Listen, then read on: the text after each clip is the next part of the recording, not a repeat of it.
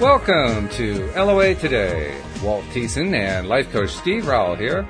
Today is Thursday, February the 28th, 2019. It's 4 p.m. in New York, 1 p.m. in Los Angeles, 9 p.m. in London, Sydney, Australia. It's good morning, 8 o'clock in the morning there. Wherever you are in the world, thank you for tuning in for another episode of LOA Today, your daily dose of happy.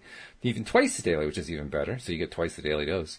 And we're exchanging notes here, Steve and I, about how our weeks are going. We've both been pretty busy, but I think we've agreed this has been a good week. This has been a positive week overall, and so that's what we need going into the show, right? We got to have that positive mindset, Steve. Otherwise, things don't work right.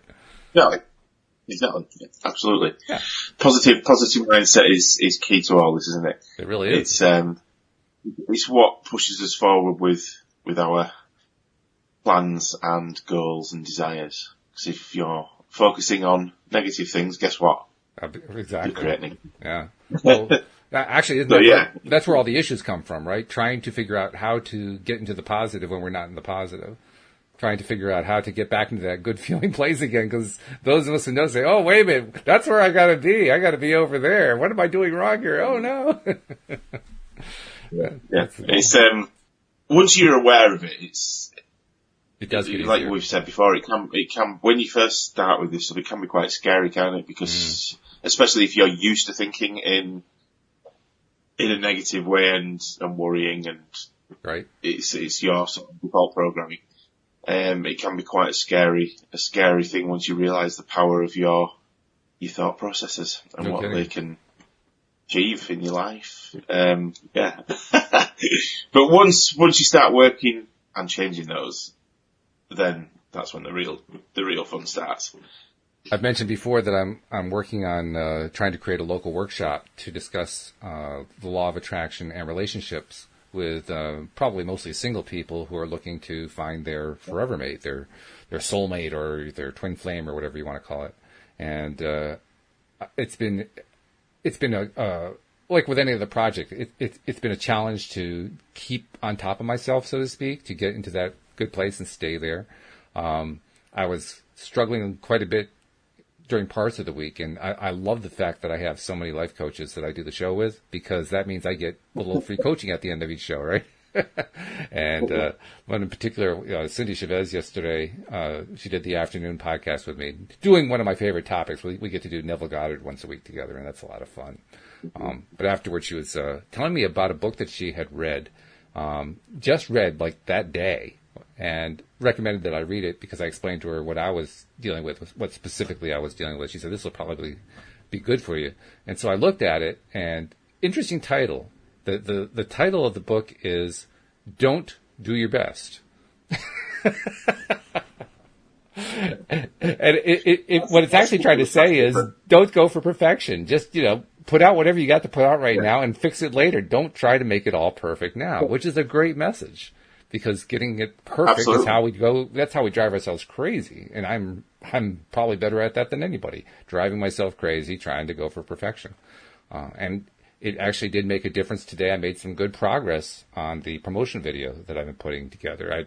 I'd gotten it down to a 22.5-minute video, which is pretty long for a promotion video. And today, after some trimming and cutting, I got it down to 13 minutes, so almost cut in half. Just because I got into that good feeling place where I said, it doesn't have to be perfect. It just has to be what it needs to be. That's all. So there's one way. There's a method to get into that good feeling place. This is it, because anything that you do, because we all have days when we're performing at a certain level, and other days we might drop down to a lower vibrational level. Right. And we're always moving up and down between these different areas of capability, as it were. So, yeah. And all you can do is your best on that day. Mm-hmm. And whether that's sometimes 10% of your normal capacity or 90% of your normal capacity, it doesn't matter. As long as you're still moving forward, as every single step you make forward, regardless of how tiny or minute that is, actually you should still celebrate it, because you're still moving forward and you're still making progress. Yes. A lot of people forget that. Well, it's easy to forget, because when you're in the middle of the stuff that doesn't feel so good, that's the time you don't remember it. That's the whole point. You're in a place where you don't really That's feel it. it. I mean, what do you do? I imagine you don't fall into that negative spiral place too often anymore. But when you do, how do you? First of all, how do you catch yourself, and then what do you do to climb out? Catch myself. Well, I'll give you a specific example. This week's been very different for me. Okay. So on Wednesday, I had the interview with the newspaper about my story and what I'm doing with the church. Right. And how I'm trying to move things forward in a different way. Right. And that was very challenging for me, on Wednesday. I imagine. I think I'd set the intentions of what I wanted to get out of it and how I wanted it to be portrayed in the newspaper. Mm-hmm. And online. And I think the reporter that I was speaking to, she got that. She's gonna write it in that way. But afterwards, exactly like you just said, Walt, I tend to try and strive for perfection more often than not, which is not always a good thing, because what is perfection? My version of perfection might be completely different to somebody else's version of perfection, because it's all about perspective, isn't it? It is. And all you can do is put out there what feels right at that point in time and see what then comes back from it. But yeah, afterwards, after the interview, because I was going back over things that happened in my childhood that were difficult things to sure. to remember And rehash. difficult sure. emotions. Yeah. I had to bring the emotions from those past events into the present to be able to get across how powerful that was and what actually happened in a way that could be written about to give perspective, if that makes sense. Sure. So I was sat in these feelings and these emotions that I didn't really want to be in, and ones that, not that I hide away, I accept that they're there. But normally I will choose to replace them with something positive and move forward. This time I had to sit with them a little bit longer, which wasn't a nice place to be. Yeah. So after the interview, I did feel a little deflated and not my normal, usual positive. Let's go out and let's go fantastic. So I had to take a step back. I had to go and take myself off and sit silently for probably about 20 minutes to half an hour. Wow. And get myself into a meditative state of quiet in my mind. That's good, though. I mean, having the presence of mind, first of all, to do that. And second of all, not a lot of people will take that much time during a day to give themselves the time that they need, but you did. And that alone is fantastic that you could do that. But I needed to do that because when I'm sat in a quiet, in mind silence, as it were, I can actively listen to the thoughts and watch the thoughts that are coming up for me. Mm-hmm. And work out what's really going on. Right. And then choose which thoughts to listen to, which ones to say, okay, I understand why you're there, but I don't need you anymore. But also, what I'd done was actually quite amazing and phenomenal. And actually, I should be celebrating this. So I booked a night away in a hotel with Jan. Oh, nice. So That's great. We went and stayed in a hotel in Cambridge and celebrated. Had a nice meal and a few glasses of wine. And that was quite nice. That's great. Yeah, good move. I like that, celebrating it, because that's not necessarily the first thought we have when we went through something that was important but difficult. We forget to celebrate. Yeah. That celebration is really important. In fact, I've come to the conclusion that not only do we need to celebrate, we need to, in a sense, celebrate loudly. We need to celebrate on a high emotional level, so that we first of all, knock away anything that was unpleasant that was coming along with it. And second of all, remind ourselves just how good it was of whatever it was that we were doing. And third, to just feel good, to feel really, really good. Because that's what that does. When you push yourself to that big celebration feeling, that's a big feeling. It is, and your subconscious mind actually enjoys the chemicals that are created in that act of celebration. Right. So the more that you do that, the more then your subconscious mind wants to push you to do more new things, more challenging things, and gradually that's how you level your life up. That's how you level it up, because your subconscious is suddenly craving more of these new experiences, more of these things that cause discomfort and fear. But then you overcome and you get celebration. So guess what? The subconscious says, give me more of that, because that feels nice. Right. Exactly. And it's one of the most important things for me is celebrating. Because if I don't do that, I can't anchor in the good feelings of what I've created. And my subconscious won't accept the changes that have been made. So it'll go back to old behaviour programs quite quickly. Yep. Yeah, that's true. That makes sense. Yeah, it makes a lot of sense. I thought we could, I don't really see a lot of questions coming in. Let me just double check. Well, Jeffrey is usually our cheerleader, and he's cheerleading us today. And he's also making a comment. He says, if it doesn't challenge you, it doesn't change you. That's true. Exactly. If it doesn't challenge you, it doesn't change you. But if you're always sat in he also wrote wine with 2 exclamation points, so he likes the wine part a lot. Is that the wine? Yeah, the wine's nice. A nice expensive. It's got to be a nice expensive bottle of wine. There you go. Okay. Not special. None of that cheap stuff. Right. Yeah. Absolutely.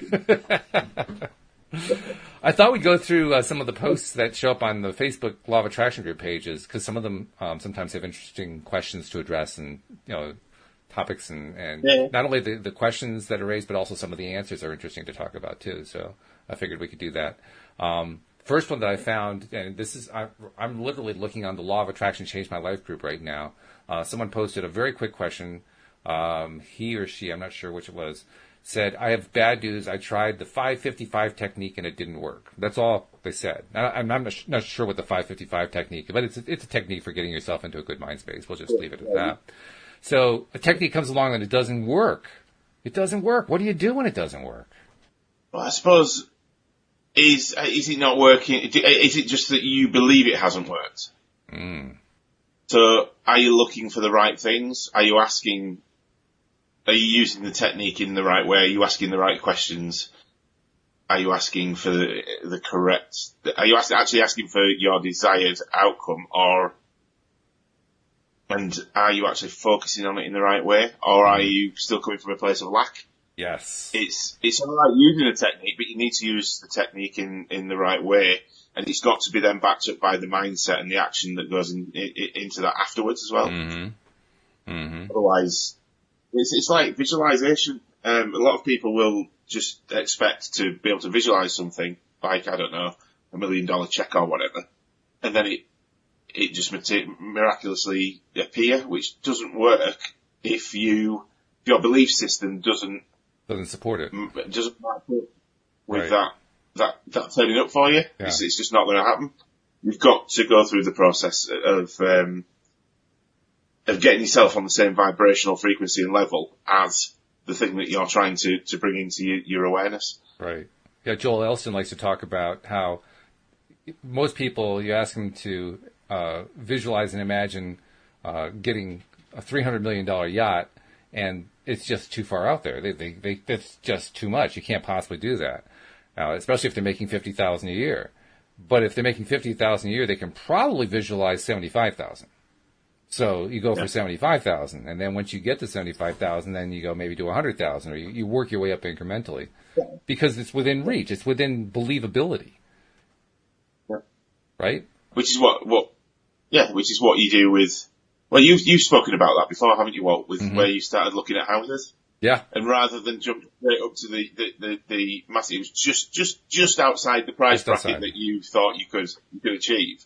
And that's how exactly how you do it, because it's what my coach Dan calls it, micro shifting again. Micro shifting, yeah, I remember he said that. To micro shifting your subconscious and your belief system gradually towards the end goal, which might be £1 million house, but you start off at 300,000 where you are now, and then gradually keep going up step by step by step. Exactly. so that your subconscious can keep up with that quite easily, and it's believable.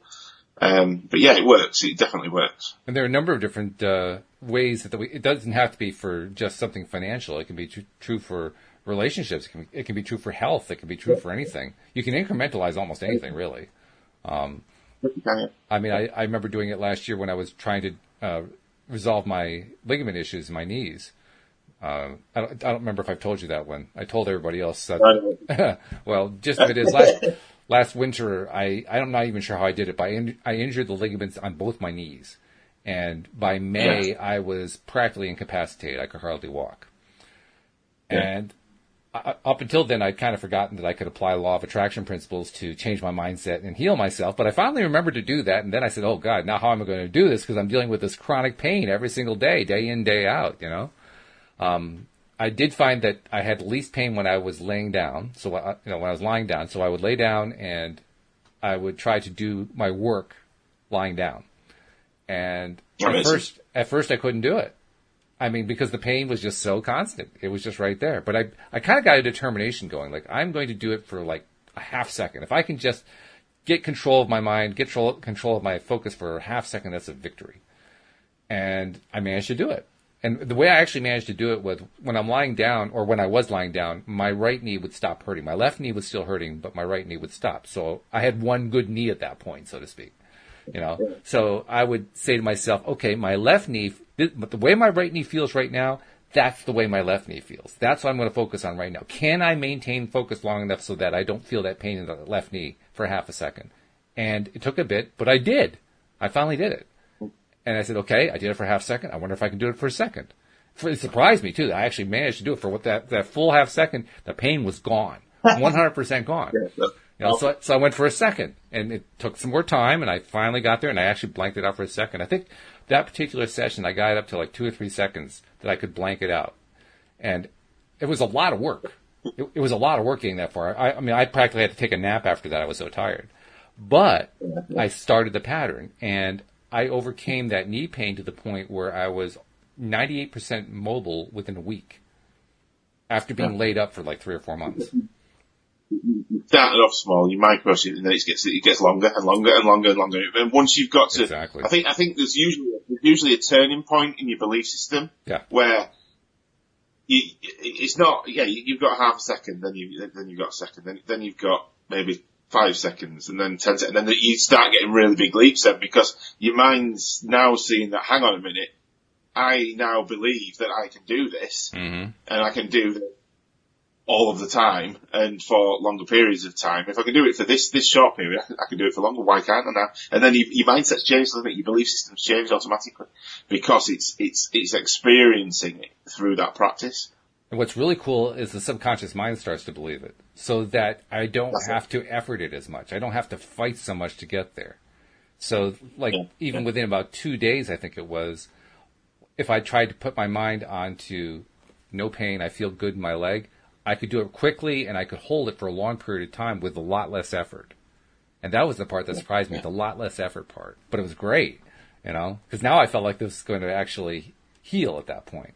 And from that point on, it was really quick. I didn't have to do a whole lot of work after that. I did a little bit every day, but not a whole lot. And it healed fairly quickly. Then it reached a plateau, interestingly enough, which I stayed at for a few months, where I was fine walking. I was fine in almost everything except going into a deep squat. If I went into a deep squat, big pain in the knees. And I can't say I've really done the work since then on a consistent basis, but I've done some. So now it's to the point where there are times I can get down there and have no pain at all. Sometimes I still have it. So I haven't really finished off the project, so to speak. I'm not quite sure why. I think I was kind of a little bit afraid to try to finish it off.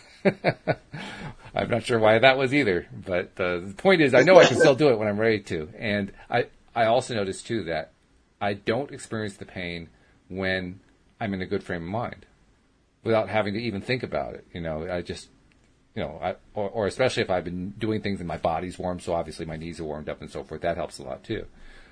But mainly it's what's my mindset. If mindset in general is not a good one, chances are a squat's probably going to hurt. If my mindset is a good one, chances are it's probably going to be fine, which is kind of interesting too. Isn't it awesome that the mind is so so powerful. But it's the same with a lot of. I mean, I have clients that they'll be given tools to use, but then they come back and they say, well, nothing's changed. I said, well, have you been practicing the tools? Well, no, not really. Well, that's why. So, like you said, then it takes effort. It takes a lot of effort, and it is tiring when you first start. Mm-hmm. When you first trying to create a pattern that you've built up over many years, it's really, really difficult, and it is really tiring, mentally tiring, and sometimes, depending on what it is, physically tiring as well. Sure. But that hard work that you put in at the beginning, and that consistent, changing behaviour pattern, and then celebrating. Don't forget the celebrating. Oh, believe me, I celebrated that later that week when all of a sudden the pain was gone. I was like, "Whoa, this is great!" And that's such an important thing, because then you're reinforcing it over and over again. Yeah. And then it becomes habitual. Then you don't have to consciously think about doing it anymore. It just happens. It just happens automatically. It becomes an automatic program. And that's the beauty of it. That's where you want to be with your manifesting. That's where you want to be with goal setting. That's where you want to be with reaching your goals, exceeding them. But everybody can get there just with practice. And it's not actually that difficult once you've done it a couple of times. You're like, oh, actually, it's actually easier than sitting in the pain that I was in previously. Oh yeah, no doubt about that. I remember also, back when I was first trying out the mirror exercises, where you talk to yourself in the mirror every day, tell yourself you love yourself, and tell yourself all these kind and nice positive things and so forth. Nothing happened for the first 3 weeks. Absolutely nothing happened, except that after about the third week, there was a slight reduction. What I was trying to do was eliminate all that negative self-chatter that goes on. You know, that background chatter. I was so tired of it, and Jack Canfield had promised in his article that if you do this for 30 days, it would eliminate that chatter. I said, hey, I'm willing to try that, even though my prior history with doing 30-day programs was horrific, because I didn't stick with them. You know, I said, I'll do this for 30 days if I can get rid of that negative self-talk. That would be wonderful. So after about 3 weeks, the negative self-talk was still there, but it was quieter. It wasn't shouting at me. It was more like conversational level. And by day 30, it was gone. So no progress for 3 weeks, except for a little tiny bit of progress. And that could be a little bit, a lot to deal with, trying to keep going with a program that, you know, you're not really sure it's going to work, and you've been doing it for every single day for 3 weeks. Like, oh, geez, this isn't working. But I kept going. That was the thing. What a lot of people do. They'll give up before they have the breakthrough. Yeah. And then it's always either the program's fault or someone else's fault. But it's about taking responsibility. Did you actually finish it? No, I didn't. Mm-hmm. Well, how do you know it? How do you know it didn't work? Because you haven't continued right through and practiced it to the level that you were asked to. Mm-hmm. So yeah, it's common. It is common too, but it can be, I suppose, quite demoralising if you're not seeing any change. Oh, definitely it is. No doubt at all. I mean, and even after I got the change, after 30 days, I had the change, and it wasn't actually completely gone. It was like 98% gone, but there was every once in a while a voice would come back. So I stuck with it for another 20 days or so, and then for some reason I stopped. And the funny thing is, after I stopped, it started slowly to come back. And I'm thinking, why did I stop? This is not a good thing. But this is it. If you keep going, eventually it won't come back. Right. Eventually, it wouldn't come back. But yeah, it's a funny thing, the subconscious mind, isn't it? It really is. I enjoy playing with it now. I enjoy playing with my own subconscious and seeing where I can take it and what I can get it to believe and move towards out of choice rather than it just dismissing things. Yeah. So, sure. Yeah, it's crazy stuff. Jeffrey's got a question for us to answer in this context. He says, let's see, there was a little conversation between him and Anne-Marie, actually. Hello, Anne-Marie. They were talking about wine. Going back to the when we were talking about wine and celebrating. Yeah. The question he raised is, when you're celebrating, are you happy when, or somebody who's celebrating, are they happy when they're doing it? Do they believe what they're trying for is possible? And that's really a portion of it, because if you have doubt about that, you're holding yourself back, aren't you? And yet that's going to be the thing. If you're doing it for the first time, you're going to have some doubt. Yeah, of course you are. I think you've always got to, you wouldn't celebrate unless you've had some sort of breakthrough. I think that's the key. I wouldn't just celebrate for no reason. I didn't quite understand that question. What's the I think he was kind of referring to some of the stuff we talked about earlier, including the celebration part. And he was just asking the question in general, when somebody is doing their celebrating, or more precisely, when they're doing the activity, are they happy when they're doing the activity? Are they getting themselves into a happy place? Because, I mean, that's an Abraham concept, right? If you want to try to make some kind of an important change, or you want to attract something, you want to get yourself into the best feeling place you can before you do X, whatever X is. Whether it's a process or a practice that you're doing, or maybe it's just a daily activity. I mean, it's segment intention, that kind of thing. But you want to get yourself into a positive place before you do something. So the question he's raising was, are they happy when they're doing it? Because that's going to make a big difference. I think you've got to be, haven't you? You've got. I mean, you wouldn't be doing something and moving towards something that was going to make you unhappy. I'd assume you wouldn't want to do that. I would hope. That just the wrong thing. Some people I wonder about, but yes. I mean, this morning we got up and we went to the. Because did I tell you about my wife manifesting a test drive in an Aston Martin? You referred to it. You didn't give us the whole story, so go ahead and tell the story. Well, Gemma's my wife. She's really good at keeping herself in the present moment the majority of the time. She very rarely steps out of the present moment. She just got that used to practicing being there that she tends to manifest things just like this, just really quickly. I can't remember where we were. I think we were in the car or somewhere, but we were driving. And she'd either seen the brand new Aston Martin Vantage on her phone or wouldn't driven past. I can't remember exactly. But she just made the comment, "Oh, I'd absolutely love to test drive the new Aston Martin Vantage." And she showed me it was on her phone. She showed me the picture of it, and she said, "Isn't that a beautiful car?" And you could see the emotion in her face and how excited she was about it. And then literally 2 hours later, we were at home, and the Aston Martin garage phoned us and asked us if we wanted to test drive. 2 hours later. That's crazy. I'm serious. I mean, it blows me. It still blows me away now. But she mentioned at the time, she said it'd be great if we got some free food as well. So they actually sent us a menu and said we could order breakfast before the test drive. That's fabulous. That's absolutely fabulous. Yeah, so we did that. We did that today. So we that's what we've been doing today. So I've been sort of off the radar today. That is insane. Wow. It is. But this is what you're saying about being happy in the process. I would quite like an Aston Martin eventually for me. So we got up this morning at the hotel. We went to the Aston Martin garage.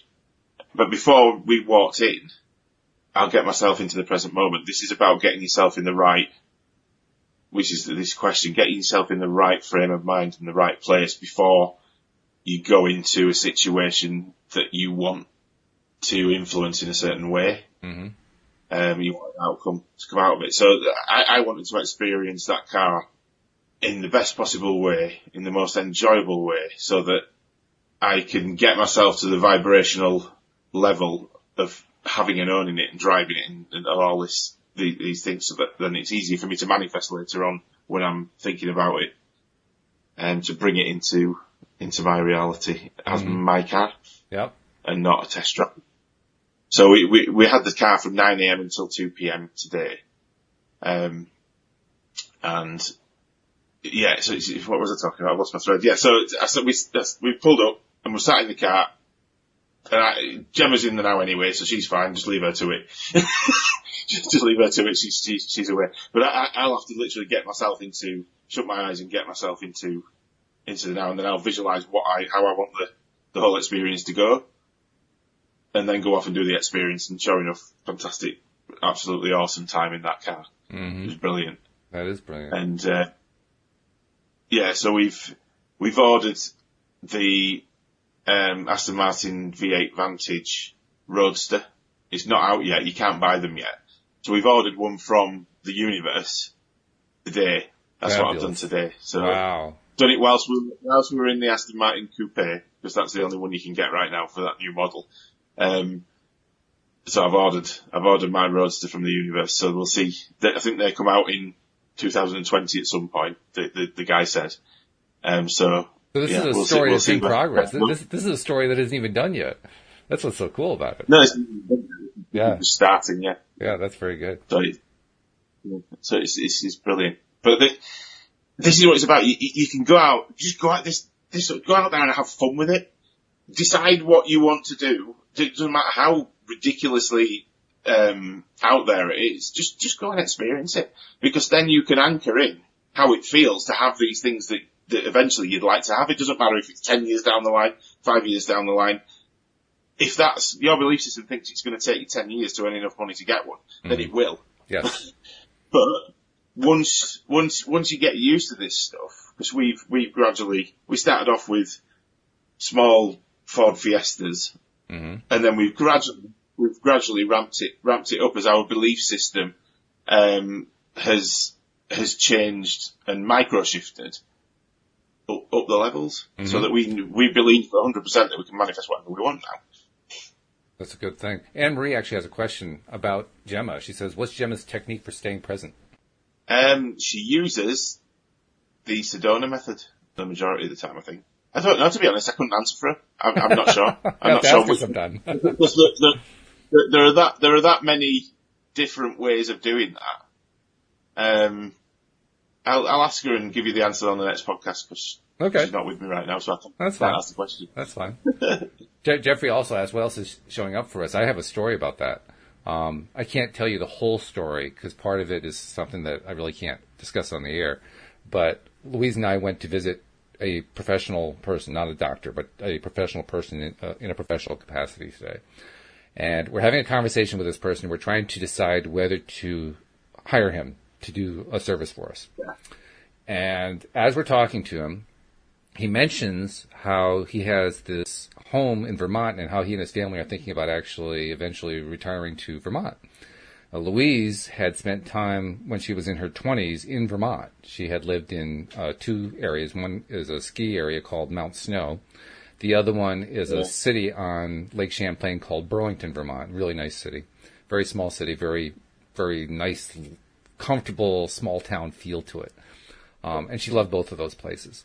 Mount Snow is near a very small town. They call it a city, but it's a town called Wilmington, Vermont. So anyway, as soon as Louise hears that they have this house in Vermont, she says, "Oh, we're in Vermont." And he says, "Oh, Wilmington." And like, oh, we're like falling out of our chairs at this point. Turns out that not only is this guy's family living, or do they have a I guess you call it a spare home or a vacation home in Wilmington, but they are planning to move there for retirement when it comes time for him to retire. And on top of that, they've been there for over 20 years, including the period when my wife was in Mount Snow. So they were there at the same time. They just didn't know each other. And they're comparing notes on all these people. They know all the same people. They lived, the house that this guy has is on the same road that my wife first lived on when she first moved there. The same road, up the road. I mean, it was crazy. You start getting signs like that, and that was... Obviously, for us, the big sign was, well, this is a guy we want to do business with. The universe is saying, yes, you got a connection going on here. Do this. Work it, So. It's awesome, isn't it? Yeah. But when you get synchronicities like that, it's about being aware. It's about being able to listen. What I mean by listen is not necessarily with your ears, but listen to the signals and the things that are going on around you, because it's craziness. But for example, the work that I'm doing with the church and the Survivors Trust, I was wanting to get in touch with the press to talk about what I was doing and why I was doing it. But I didn't know who to contact. I sent numerous emails to newspapers, to TV channels, but I didn't get any responses back. Really? That's really interesting. Yeah, so I asked, so I thought, well, something's not right here. Yeah. What am I doing wrong? So I meditated on that, and I asked for something to show up to let me know which direction to go in, because I'd never done anything like this before, so I was clueless about how to approach it. Right. And the Survivors Trust, I'd already spoken to the church, and the Survivors Trust, the charity, I phoned them up because I thought, well, they might know somebody in the press. So I phoned them up, and the guy there gave me a telephone number to call of one of their patrons who knows people in the press. So I typed this number into my mobile phone, and I rang it, and it came up and it said a name on my phone. So the number was already stored in my phone. And it just happened to be the solicitor that won my case with the church. Oh my goodness. And I was like, wow, really? Really? Thank you. So I spoke to him, and then that's how it's all gone off in these directions now. And it's just that it's things like that you just can't even make up, can you? No, you can't. And if you tried to make them up, no one would buy the story. They wouldn't believe it. That is something. Isn't that interesting, though? Because here you have a pretty important story to tell. The media that you reached out to wasn't responsive to it, and that's something that people kind of they look askance at. But clearly, from our perspective as deliberate creators, we understand it didn't have anything to do with the media per se. It had to do with you. It had to do with your vibration. But we would but the rest of society would tend to say, oh, those terrible media people, they ignored this very, very important story. How could they do that? This is what's so wrong with our society. That's not what was going on. Not what was going on. I was blocking it from happening. Number one, because I probably didn't believe my story was important enough. Number one. Yeah. Yeah. Number two, I was fearful about possibly appearing on TV, and the story going in the paper. Again, I'm blocking it. So I asked for something to come from somewhere else to show me which way to go in that would be suited to my vibrational energy at that point in time. Right. When it threw my solicitor that won my case back at me, now I feel comfortable because I know this guy. That's what's happened. Yeah. I've asked for a comfortable way for me to move this forward. And you got it. An easy, comfortable way. Yeah. I use those phrases quite often when I'm deliberately creating. Okay. So I'll use either an easy, fun, playful. I'll use those words all the time. Or comfortable, because then I get exactly what I'm asking for, and it's easy for me to move forward with things then because it feels comfortable. It feels easy, rather than me believing it's going to be difficult. So therefore it is. I'm asking for it in a comfortable way, and that's what I get. I'm going to use that, actually, because this past week I talked about how I'm working on this workshop, and I had some time to... I kept trying to set aside time to do the next step in the editing process. And I kept putting it off because each time that I'd come up against it, so to speak, and say, okay, now's my time to work on it, it felt wrong. I didn't feel good at all. You know, and I would say that the project felt wrong, but really I didn't feel right. I felt wrong. I just didn't feel comfortable. Nothing felt good about it. And on some instinctive level, I kind of knew this is not a time to work on it because I know what happens when you work from a bad feeling place. But it also meant that I was feeding the wrong goal. I was procrastinating. So there was like a tension going on there. So I'm going to remember this one because I'm going to see if I can kind of shorten those time frames, so to speak, and help myself get into that comfortable place just by asking for things like it's got to be comfortable, it's got to be somebody I know, or something along that line. Because I think I've actually done that in the past, but I just didn't do it consciously. Yeah,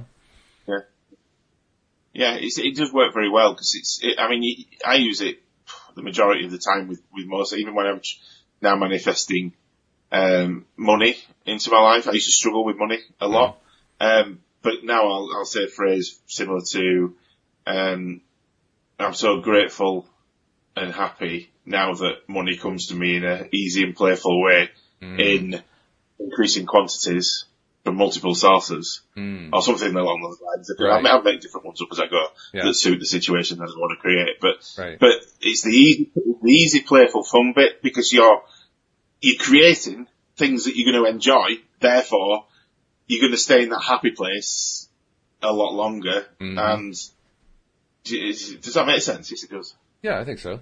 No, that makes sense. There was as we were talking, there was a quote that I saw in the group, and I looked at the quote and I read it, and it didn't seem right to me. And so I thought I'd bring it up with you, see what your reaction is. It's one of these little meme quotes, right? And the quote says, "You will suddenly meet the right person. Suddenly your health will improve. Closed doors will open. New relationships will blossom. Goals will be reached, and prayers will be answered." That's the quote. What do you think of that? Repeat that again. Okay. You will suddenly meet the right person, and suddenly your health will improve. Closed doors will open. New relationships will blossom, goals will be reached, and prayers will be answered. It's living in the future, isn't it? So it's hardly, yeah. It's not. We're not saying that this has happened because you've got to come from a place of it already being here and being grateful for it now, not projecting. I will have my. I will reach my goals, or I will have my prayers answered. It's the wrong way. It's disjointed. It's the wrong way around. Yeah. And suddenly. And the suddenly part's kind of interesting too. The sentence that caught my attention was the first sentence. You will suddenly meet the right person, and then the rest of it is consequences from that. And I'm thinking to myself, wait a minute, what does meeting the right person have to do with those other things coming along? And what it cued in my mind was, they're thinking to themselves, if they meet the right person, that will make them happy, and therefore all these other things will happen. And that's where I realized, no, they got it backward. You have to make yourself happy to meet the right person. You have to work on yourself to meet the right person. You can't get the other person to make you happy. People rely on things, and the problem is now is that people tend to love things over other people, or even themselves. Over themselves, yeah, that's it. They're often chasing the next thing from a place of lack. Yes. Because they think that thing will fill this hole of emptiness that they feel inside, but actually you've got to fill that up yourself. That's right. You have to fill it yourself with your love for you. Nobody else can give you that. A house, a car, nothing else can give you any of that. You're allowed to have nice things, but they are just things. There's no, they can't give you, a car can't give you love. A house can't give you love. Only you can give yourself love. You can't give anybody else love unless you're full of it first. That's it. And if you think otherwise, you're full of it.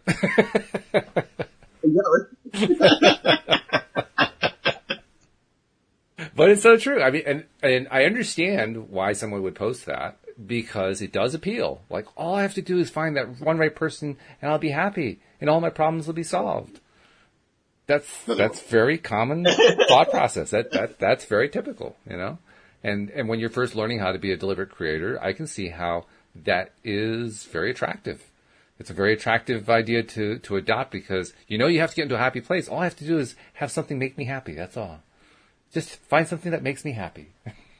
Not realizing that, oops, wait a minute, we reversed the concept. We reversed the whole concept here. I have to make myself happy. I am the source of my happiness. And there's nothing wrong with experiencing things as a way to help make yourself happy. I mean, it's a jump-starting process. But I think it's really important to remember that what you're trying to do is learning to make yourself happy so that, I mean, ideally, this to me is the test. If you can be in a not good place and have no place to go, no place you can even get outside because there's, it's a thundering rain out there or something like that, or, it's driving snowstorm or something. And there's nothing you can do at home. The power's out, and there's nothing else you can do. So the only thing you can do is reach inside and make yourself happy. Can you make yourself happy? That's the test. If you can do it under those circumstances, you are now a deliberate creator. You can do it anywhere. Yeah. I think a lot of people that go on this journey, not everybody, but a lot of us that have become deliberate creators and are aware of our feelings, are aware of our thoughts, and able to direct them in the way that we want. Therefore, the majority of the time, I'm not saying I'm always happy, because I'm not. I don't think anybody ever is. But the majority of the time, we can direct it in a way that keeps us on that level of self-awareness and happiness and light and joy and love, because that's the place you need to be creating from. Because right. you can create from hate, you can create from lack. You won't like the results much, but you won't like the results. But if you're in that place of, for me, it all comes down to love.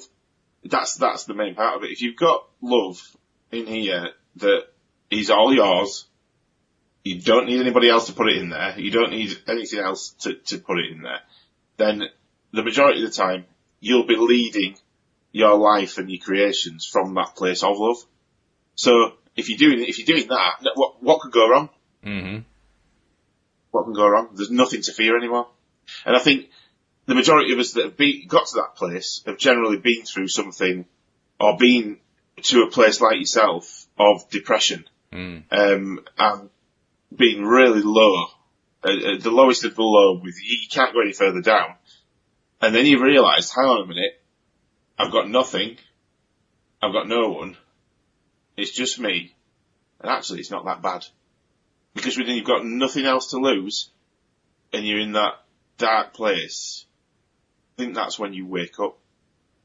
It was for me anyway. I think it is for a lot of people. Joel, I'm sure, would agree with that, because he had very much the same experience. I don't know that I can point to a specific experience that I've had that's been like that, because on those occasions where I've been really, really depressed, there was no big turnaround in a short period of time. It was always a long struggle for me to climb out. Yeah, it was still a struggle to get out of that. But I think when you've got to that low place, that's when, for me anyway, that was when I made the decision to not accept being there anymore. And yes. Then put the work in to get out of it and, I agree with move, that. Yeah. Move to a different place. Because the work, I'm not saying it was a quick switch and I was, I'm happy now. Right. That's not what happened. That's not what happened. I was in this dark place, but I then decided I didn't want to be there anymore. And the only way to do that, the only common denominator that could change that was me. Yeah. I agree with that completely. Yeah. Because for me, it was not so much what was it? It was a determination that I'm just done with this. I don't want to be here anymore. Absolutely. I'm completely done with it. In fact, I think that's probably what I actually said. I'm just done with this. I don't know what to do, but I'm done with this. But that's it then, because you've consciously made a choice not to accept being in that place anymore. Exactly. Which means that's what you can change. It's awesome. Well, I'm fascinated too by people there are a lot of people in this world who spend a lot of time focusing on what they don't want. And they'll often defend it, and they'll do it deliberately. It can be somebody who likes to play violent video games, focusing on all this stuff that they really don't want in their lives, but they feel like they're getting an excitement out of it. They're getting a thrill out of it. Or, somebody who focuses on politics or the news, or somebody who's into the entertainment industry and they're following all the gossip columns, or, people just, they get so fascinated. I kind of get it, but I don't completely get it, but they just get so fascinated that it's almost like they're addicted to watching this thing that is so unpleasant. Yes. Yeah. Absolutely. You'll get, it's the perfect example is the media and the news, isn't it? Oh yeah. I mean, I'm not going to mention names or people, but I've got certain people I know in my life, or from past life, that will watch. They'll get up in the morning, they'll put the news on, and then all they'll do all day is be angry and wound up about what they've seen on the news, and it'll ruin their whole day. Oh yeah. And I'm like, well, just watch, and I've done watch that. It. I've done that. I mean, I know what that feels like. I've done that. And when you're in the middle of it and you know about deliberate creation, it's a very strange thing to say to yourself, I know that this is what I'm doing to myself. Why do I keep doing this? Why am I doing this? Right? It's a funny old thing, isn't it? Yeah. I mean, that's the strangest thing in the world, to be stuck in a mindset, in a negative spiral, to know that you got yourself stuck in that mindset, to watch yourself, and then to continue to stay there anyway. Like, what the heck is going on here? Yeah, what am I actually? Why am I doing this? But also, yeah, I think sometimes, because I do put myself in those situations sometimes. I sometimes have a day where I'll sit in something that I don't need to. Right. I don't need to sit in, but I'll choose to. And I think it's a form of self-sabotage in a way. Yeah. So hang on, you're too happy now, Stephen. So let's think about something negative and then let it upset us, and we'll sit there for a while until we've had enough of it, and then we'll come back out. But you're right. You'll sit there and you'll be literally watching yourself doing it and saying, "Why am I still doing this? Why am I still? Can you stop it now?" And then you'll get angry with yourself, which then puts you further in it. Yep. But yeah, I mean, I think you get better with pulling yourself out of it over time, and the more practice that you do. You do. But I think we can all do it. We can all go and sit in some form of pain, self-created pain, if we choose to. But it is a choice. It is a choice. And once you've made that choice to stop doing it and come out, when you come out of it, I always end up laughing at myself. Just having a good giggle. Oh, well, listen to what we're doing here. We're laughing at it right now. I remember too, in college, I remember when I took Psych 101 and 102. I remember, it's kind of like a survey of psychology at that point, right? And they talk about Freud, and then they pretty soon move on to Carl Jung.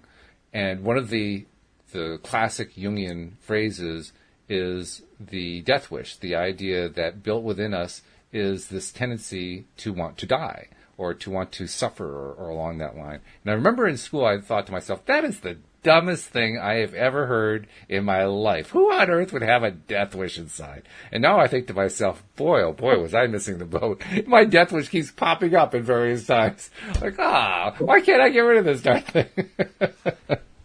Yeah, it's true, isn't it? I think we've been, I don't know whether it's built into our DNA or what. It's instinct from when we used to be hunter-gatherers, living out in the bush or whatever. Oh. We've still got that in our DNA, but now we haven't got the danger that we used to have living in that situation. True. We now have to create that danger ourselves in our minds to feed that. I think maybe that's it. Mm-hmm. Mm-hmm. Yeah, it does feel like it's an old program that has just kind of carried over, like you say, through the DNA or whatever. Linda Armstrong talks about that a lot. She talks about, and Bill G, who's one of the newest co-hosts, talks about clearing stuff from past lives even. And the first time I heard that, I said to myself, well, there's another wacky concept. And then I remember the thing about Carl Jung. I said, well, maybe it's not so wacky. But this whole idea that, you can carry stuff from earlier in your life or even from a previous life is in and of itself quite a challenging concept. And then to have gone through both of those people, actually Linda actually led me through, and she's led us through meditations that involved clearing that kind of stuff. And you go through it and she says, okay, I've just cleared it. And you say to yourself, I didn't feel anything. What happened? But on the other hand, while doing the exercises, she would say, okay, I'm going to come to you energetically, and poof, I feel the energy coming at me. So some of that I would experience, right? So I guess what I'm saying is I'm putting together piece by piece little bits of experience that tell me, yeah, this really is true. Yeah, this really is happening. Okay, well, if I accept that it's happening, now the next question becomes, if it's happening, why is it happening? How is it happening? How is it that we're transmitting stuff from a prior lifetime into this lifetime? I mean, how would that mechanism even work? I don't even know. And then I remind myself, oh yeah, I don't understand how a human being walks. Because, I mean, look what a human being is. A human being is a collection of billions of cells, and these billions of cells actually manage to somehow get themselves into a vertical position and walk on command from the mind, and we don't know how that happens. Yeah, when you put it like that, that's quite, it's phenomenal. It is. Phenomenal. Yeah, how could all those billions of cells have that kind of tensile strength, for instance, to make you stand up? You know, why is it that certain cells come together and form bones that are these strong, rigid things, and other things come together to form muscles, and others form fat, and others form eyelids, and like, what the hell? What is going on here? It's awesome, isn't it? I guess what I'm saying is the more that I learn, the more I realize I have left to learn. That's it, yeah. But you can deep dive into this stuff, and it can blow your mind. But even some of the books that I've read of just the stuff in there in some of these books about quantum mechanics and quantum physics. Anything particular come to mind? I mean, we got like only a minute or so to tell a story, but I'm just curious. Anything that you're thinking about, that one particular thing that stood out for you? There is one book, I will share it later on. I can't remember the name of it off the top of my head, but I'll put it in the comments, which is a good one to read. Okay. I can't remember what it's called, but it's something about the quantum universe. I can't remember exactly, but that's a good book. But it puts it in terms that are easier to understand. I can't remember the name of it. That's all right. Off the top of my head, but yeah, we've talked about it before, haven't we? How matter is the sort of slowest vibrating energy form there is. Right. Yeah. And the rest of it is all, before it forms down into matter, is all quicker vibrations, which are our thoughts and feelings and all this other stuff. And you want to keep you want to keep the pain reliever handy, the bottle of pain reliever. You want to keep that handy when you're reading quantum physics because it'll give you a headache trying to make sense out of some of this stuff. Yeah. No, you don't. I'd never advise taking drugs when you're reading a quantum physics book. That will definitely make it blow your mind, Rob. Okay. Well, let's just put it this way. This is always my favorite one to refer to. But when I learned that quantum physics teaches that an electron can be in two places at the same time, my brain just kind of went into meltdown at that point because I couldn't imagine, how could it be in two places at the same time? That's not possible. But that shows you that there are alternate realities. Absolutely. Yeah. And it's a layered effect of all these different possibilities in the quantum field that you can choose which ones you bring into your awareness. That's how awesome it is. That's the cool part. That's how awesome. No doubt about it. Yeah, that's the cool part. You can have anything you want, if you believe you can. There we go. Well, that's a good way to end the show because we've kind of taken off and ended up, in deep orbit. So that's appropriate, I would say. Hey, before we go, though, Steve, since you're a life coach, I want to make sure I give you the opportunity. Tell people how to reach out to you if they need a personal contact, even just to reach out and say hello. They can either contact me on my Facebook page. So I think you can click through from LOA today, can't you? Yeah, I think you can. Yeah. Yeah. But I'll just type my name in, Steve Rowell. They can visit my website, which is www.dolifeonpurpose.com. That is being rebuilt and rejigged at the moment, so it might be that it doesn't work right now. Also, you can find me on Instagram at ste.rowell, R-O-W-E-L-L. That's my Instagram tag. So do follow me on there as well. There's some great quotes on how to level up your mindset over a period of time on there, so that's good. Cool. But yeah, main one is just contact me on Facebook. I'll get on my website, click through to the links, and you can book a free call with me if you like. Have a chat. Good. Sounds good. All right. Well, then, on that note, I'll be talking to you, I guess, next Tuesday. It'll be Tuesday morning, won't it be? Yeah, that's right. So Tuesday's the next show. So, good stuff. That is indeed. Thank you very much for doing this one. Thanks to our listeners as well. We'll see you all next time here on LOA Today. Goodbye, everybody.